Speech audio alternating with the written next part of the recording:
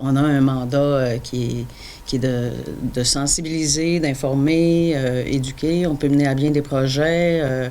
On peut participer aux activités de concertation. En fait, par la concertation, on va essayer d'influencer nos décideurs pour faire des bons choix. Fait qu'on peut travailler avec la population, on peut travailler avec des municipalités, des MRC, des entreprises, on peut travailler avec toutes sortes de gens. OK. Puis là, présentement, vous êtes en campagne de membership? Oui, bien, on est un OSBL indépendant. Même si on a un financement qui nous vient du ministère de l'Environnement, on peut écrire des mémoires ou aller en commission parlementaire, puis on est autonome dans notre organisme avec un conseil d'administration. Donc, on a un membership. Actuellement, on est en campagne pour l'année 2020-2021, en fait, du 1er avril au 31 mars 2021. OK. C'est quoi les avantages de devenir membre? Bien, je vous dirais que le plus gros avantage, bien, de un, c'est d'être informé parce qu'on a quand même de la correspondance qui va à nos membres. Mais dans un deuxième temps, c'est que on a un fonds régional en environnement. Puis ce fonds-là est géré par le conseil d'administration.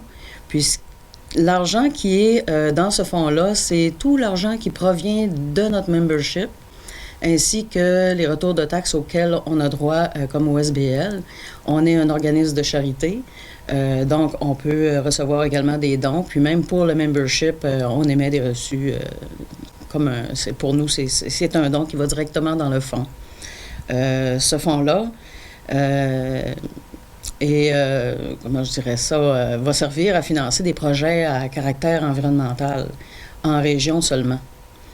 Donc, c'est un fonds qui est réservé à nos membres. Il faut être membre pour pouvoir profiter du fonds, pour avoir le privilège de faire une demande. C'était pas le cas avant. Sauf que le fonds se vidait tellement vite, on a dit, bien, ça serait peut-être un respect pour nos membres de conserver ce fonds-là pour les membres qui désirent faire des projets en région. Le Fonds régional de l'environnement, c'est pour les projets axés sur quoi, au juste? Bien, quand on parle de projets environnementaux, je peux donner quelques exemples dans les années passées, là. On peut parler de la Corporation du Mont-Saint-Joseph qui ont reçu un peu de financement pour de l'aménagement de sentiers d'interprétation. Il y a Environnement Vert Plus pour des activités entourant le jour de la Terre.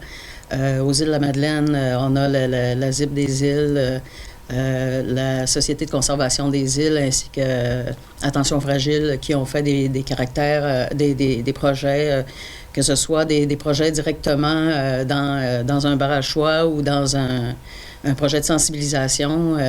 Il y a eu l'AMC aux îles aussi qui ont été financés pour faire des ateliers énergisants. Eux autres, c'est vraiment sur diminuer la consommation de mazout aux îles. Ces argents-là, comme je dirais, c'est pas des gros montants. C'est un maximum de 2 000. Mais vous savez, quand on veut faire un projet, supposons que, je sais pas moi, une entreprise veut faire un projet, bien, pour se faire financer, il faut que l'entreprise en mette elle aussi. Donc, ce fonds-là, le Fonds régional en environnement, peut être perçu comme la part du milieu, la partie que l'organisme ou l'entreprise doit mettre pour aller chercher un financement plus substantiel.